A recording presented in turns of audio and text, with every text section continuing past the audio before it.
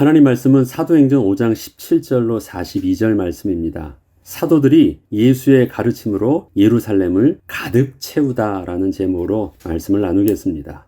사도들을 통하여 전파되고 있는 예수 그리스도의 복음은 성령께서 사도들의 손에 기사와 표적을 더하게 하심으로 예루살렘에 점점 더 크게 확장되고 있었습니다. 그러나 그와 더불어 유대의 종교 지도자들도 안간힘을 쓰며 복음 전하는 것을 막고자 노력을 했습니다. 심지어 사도들을 붙잡아 무조건 옥에 가두기도 계속하였습니다. 사실 수많은 무리들이 사도를 따르던 상황에서 사도들을 옥에 가둔다는 것이 저들에게는 큰 부담이 되었지만 사도들이 예수를 전하고 가르치는 것이 이전에 예수를 십자가에 매달려 죽인 것에 대하여 그 핏값을 돌리려 하는 행위로 보였기에 더욱 극렬히 반대를 했던 것이었습니다. 저들은 사도들이 가르치고 있던 예수 그리스도의 십자가의 대속의 죽음을 예수는 아무런 죄가 없는데 유대 지도자들이 억울하게 누명을 씌워 죽게 했다는 것으로 오해하고 있었기 때문에 사도들의 가르침이 마치 백성들을 선동하고 있다고 밖에 생각을 할 수 없었습니다.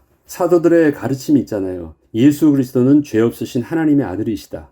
그것을 가르쳤는데 그 하나님의 아들이심을 증거하기 위해서 죄가 없다라는 것을 말했던 것을 어떻게 저들은 받아들였냐면 죄 없음에도 불구하고 억울하게 죽였다라는 것으로 이쪽은 하나님의 아들이심을 증거하려고 했는데 저들이 받아들이기에는 불법을 행한 것처럼 이렇게 받아들였기 때문에 예수 그리스도의 복음이 저들에게 있어서는요 너무 듣기가 싫었던 것입니다. 그들은 정죄하고 죽였는데 죄 없으신 자를 죽였다라고 말하니까 그게 왜 그렇게 말하고 있는지에 대한 의미를 너무 다른 것이에요. 자신들의 잘못을 계속 고발하고 있다고만 생각하고 사람들을 선동하고 있다고만 생각하니까 복음 전하는 사도들과 제자들을 강력하게 막을 수밖에 없었던 것입니다. 그 하나님의 아들 되셨다라는 사실들을 생명의 복음으로 들을 수 없었고 자기들을 정죄하는 이야기로밖에 들렸으니 얼마나 이가 갈렸고 고통스럽겠습니까?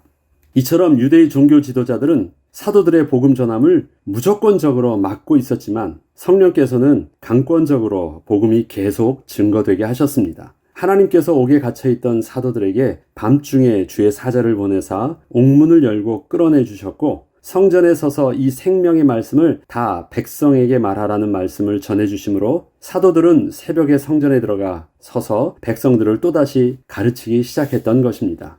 유대 지도자들은 다음날 아침에야 저들이 없어진 것을 알게 되어 당황을 하였으나 저들이 성전에 들어가서 또다시 예수를 전하고 가르치고 있다는 사실을 알게 되자 저들을 다시 붙잡아 자신들 앞에 세웠습니다. 그러나 더 이상 이전처럼 사도들을 강제로 막을 수는 없었습니다. 그 이유는 사도들에게 일어나고 있던 기사와 표적들을 통하여 백성들이 점점 더 사도들을 하나님의 거룩한 직분을 맡은 자로 믿고 따르는 것을 보게 되면서 혹시 자신들이 이러한 사도들을 함부로 했다가는 백성들이 자신들을 돌로 칠 것만 같은 분위기를 백성들에게서 느꼈기 때문이었습니다. 특히 유대 사회에서 돌로 친다는 것은 하나님 앞에서 범죄한 자라고 정죄하는 의미가 담겨 있던 것이었기에 백성들이 유대 지도자들을 향하여 돌을 들 것이라는 유대 지도자들의 두려움 속에는 저들도 속으로는 사도들을 통하여 일어나고 있던 기사와 표적들이 하나님께서 친히 베푸시는 역사라고 어느 정도는 인정하고 있었다는 것을 알 수 있습니다. 한국에서 만약에 대모락에서 돌을 들었다라는 것은요 그냥 저항의 표현입니다. 그러나 유대인들이 돌을 들어서 사람을 친다라는 것은 단순한 저항의 의미가 아닙니다. 하나님께 범죄한 자에게만 가장 저주의 의미로 돌을 들어서 사람을 죽이는 것이거든요. 그러니까 하나님 앞에 범하였다는 거예요. 그런데 유대인들은 실질적으로는 백성들이 돌을 들고 유대 지도자들을 위해서 치려한 것은 없습니다. 그런데 백성들의 분위기가 보니까 자신들을 돌을 들어서 칠 것만 같은 분위기를 느꼈어요. 그 느낌은 무엇입니까? 저들이 지금 사도들을 하나님의 사람으로 인정하고 있고 저 사도들을 막는 자신들을 죄인이라고 정죄하는 눈빛을 봤다라는 것이에요. 그래서 두려워해서 함부로 할 수 없었던 것입니다. 그럼에도 불구하고 유대 지도자들은 사도들의 복음 전함을 막아야 했기에 위협하고 엄포를 하였지만 이에 대해서 사도들의 대표로 있던 베드로는 우리가 사람보다 하나님께 순종하는 것이 마땅하다는 말로 이전에 붙잡혔을 때와 똑같이 당당하게 말을 했던 것입니다. 이전에 베드로와 요한에게 이런 일들이 있었죠. 성전 앞에서 안진뱅이를 일으켜 세웠을 때 그때도 붙잡아가지고 예수의 이름으로 그러한 일들을 하지 말라고 엄포를 놓고 놓아주었잖아요. 또 붙잡힌 거예요. 그런데 또 이렇게 얘기하는 것입니다. 우리 계속 말하는 것을 멈출 수 없다라는 것입니다. 이처럼 베드로는 자신과 더불어 모든 사도들이 이렇게 예수 그리스도의 죽으심과 부활하심의 내용을 전하고 가르치는 것은 자신의 뜻이 아니라 분명히 하나님의 뜻이었음을 강조하고 있었습니다. 이것은 단순히 자신들이 예수님의 제자였기 때문만은 아니었습니다. 베드로가 사도들과 함께 경험했던 오순절 성령 강림의 사건은 하나님께서 이미 수많은 선지자들을 통하여 예언케 하셨던 그 약속의 말씀의 성취임을 확실하게 보았기 때문이었고, 자신과 수많은 성도들을 통하여 하나님의 영이 임하여 하나님의 큰일 하심을 증거케 하심을 또 그 성령 강림의 사건을 통하여 분명히 체험하였기에 이렇게 강력하게 외칠 수 있었던 것이었습니다. 또한 자신들의 수준을 뛰어넘어서서 주도적으로 역사하시는 성령의 강력한 이끄심은 더 이상 부인할 수 없는 하나님의 구원의 섭리임을 알 수 있었기에 저들은 분명하게 증거할 수밖에 없었던 것이었습니다. 이 내용을 오늘의 본문에서 다시 보자면 이렇습니다. 사도행전 5장 29절로 32절을 보면 베드로와 사도들이 대답하여 이르되 사람보다 하나님께 순전한 것이 마땅하니라. 왜 이렇게 마땅하다라는 말을, 당연하다는 말을 썼을까요? 너희가 나무에 달아 죽인 예수를 우리 조상의 하나님이 살리시고 이스라엘에게 회개함과 죄 사함을 주시려고 그를 오른손으로 높이사 임금과 구주로 삼으셨느니라. 자, 오른손으로 높이셨다라는 것은 어떤 의미겠습니까? 오른손은 의를 상징하거든요. 공의를 상징합니다. 그리고 내가 오른손을 썼다라는 것은 나의 온전한 마음을 다 담은 그 의미가 담겨 있습니다. 하나님께서 그 예수를 오른손으로 섬기셨대. 이것이 옳다라는 것입니다. 하나님의 마음이 다 담겨 있다라는 것입니다. 하나님이 친히 행하셨다라는 것을 하나님의 공의 가운데 그렇게 행하셨다라는 것입니다. 하나님께서 죄 없으심을 인정해 주셨다라는 것입니다. 너희들은 정죄하였지만 하나님께서 살려주심으로 너희들의 정죄가 틀렸음을 명확하게 보여주셨고 그가 죄 없으신 하나님의 아들이심을 분명하게 증거로 보여주셨다라는 것입니다. 그것이 바로 오른손으로 높이셨다라는 말입니다. 그렇게 오른손으로 높이사 임금과 구주로 삼으셨느니라. 우리는 이 일의 증인이요. 우리는 누굽니까? 베드로와 사도들을 말하죠. 또 하나님이 자기에게 순종하는 사람들에게 주신 성령도 그러하니라 하더라. 이 말씀을 좀 더 설명해 보자면 이렇습니다. 베드로는 사도들과 함께 대표로 유대 지도자들을 향하여 예수께서 그리스도 되심을 증거하는 것은 자신들만 하는 내용이 아니라 하나님께서 친히 예수를 살리신 것이었기에 하나님이 예수의 그리스도 되심을 증거하고 있다고 증언하고 있습니다. 자, 먼저 누가 증인이라고요? 하나님이 증인이다. 죽은 자를 누가 살릴 수 있어요? 하나님이 살리신 건 맞다. 그러니까 그 부활의 능력이 누구에게 왔어요? 예수께서 스스로 살아났다라고 표현하지 않아요. 하나님께서 친히 죽은 자를 살리셨다. 왜 하나님께서 성령을 통하여 살리셨습니까? 그가 죄 없으신 분이심을 분명히 증거로 보여주셨다라는 것입니다. 자, 하나님이 증인이시다. 첫 번째. 그 다음에 자신과 사도들도 그 사실을 친히 목격하였던 증인이다. 나는 그것을 눈앞에서 보았고 무덤까지 보았고 우리와 40일간 그 예수님과 함께하였고 그 예수님이 약속하신 대로 죽지 아니하시고 승천하시는 것을 보았다. 어느 날 갑자기 사라진 것이 아니에요. 하늘로 가심을 본 그대로 오신다는 주님의 약속의 말씀을 우리가 듣고 예수님이 친히 승천하신 것을 나와 모든 성도들이 함께 목격했다. 우리가 바로 그 목격자이다. 자, 증인이 두 번째죠. 세 번째는 또 누구입니까?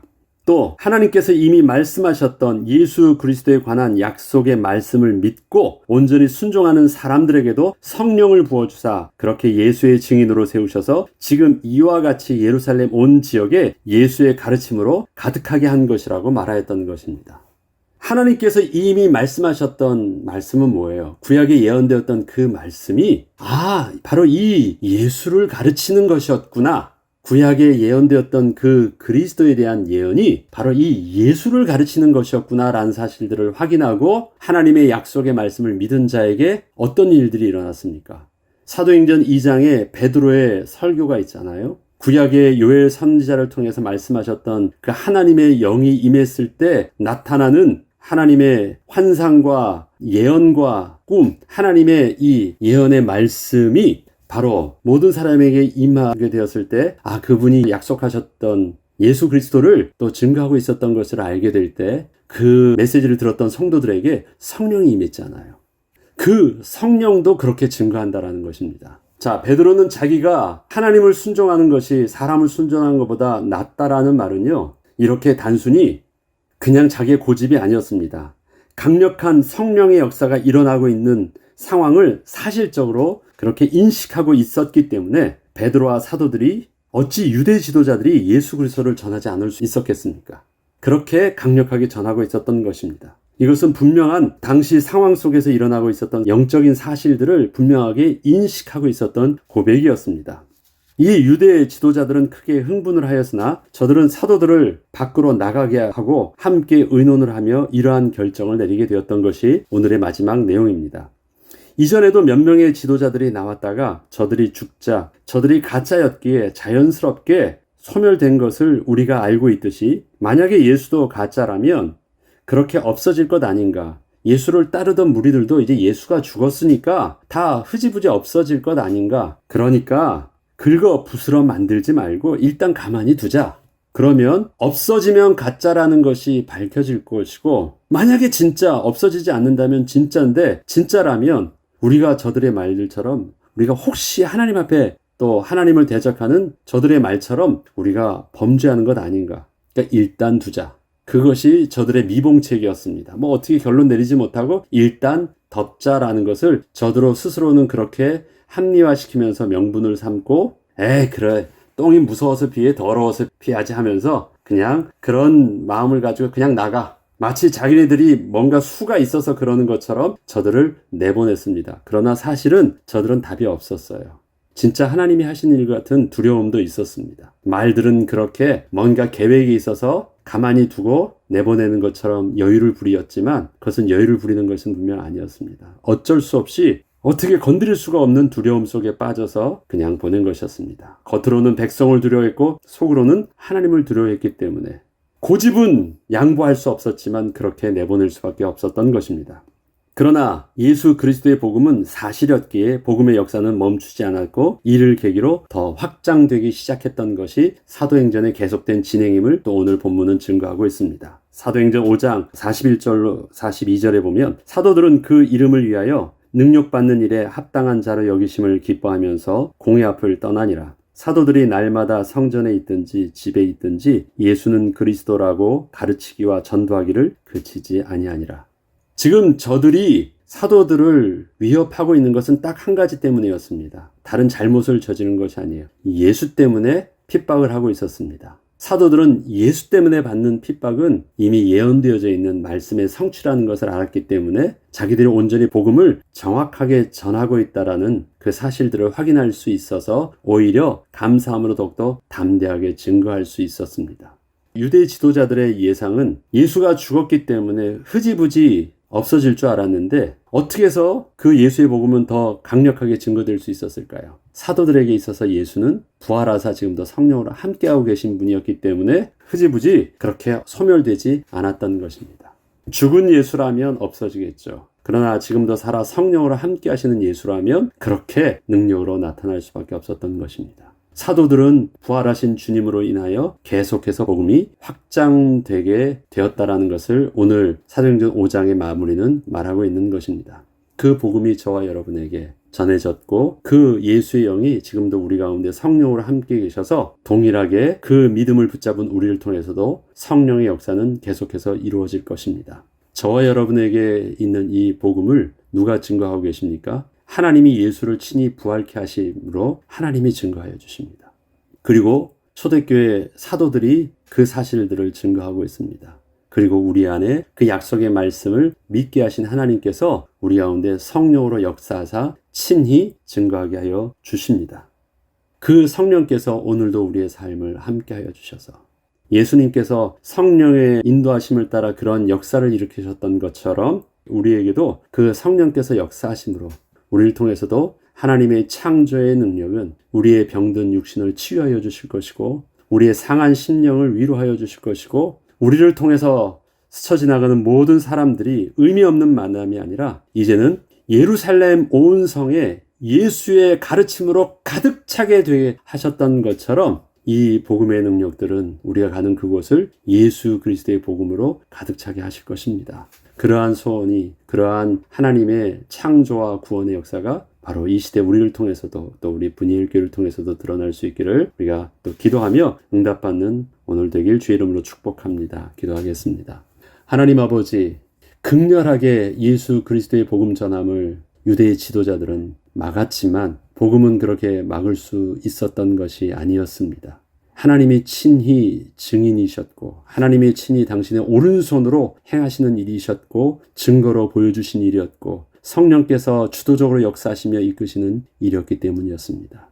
사도들은 그 사실들을 체험한 실질적인 역사적 증인이었습니다. 하나님 우리에게도 성령께서 함께 하심으로 사도들이 체험했던 오순절 마가다락방에서 임하였던 그 성령의 주도적인 역사하심을 우리의 삶을 통해서도 체험하게 하시고 우리와 함께 하시는 주의 성령으로 인하여 오늘도 우리에게 이 예수를 증거하는 증인의 모습으로 또 서게 하여 주시옵소서. 우리를 통해서 우리 가정에 이 예수 그리스도의 복음과 그 가르침으로 가득하게 하시고 우리 주의 우리의 만남 속에 이 생명의 복음을 증거하는 일들이 멈춰지지 않게 하여 주시옵소서. 감사드리며 우리 주 예수 그리스도 이름으로 기도합니다. 아멘.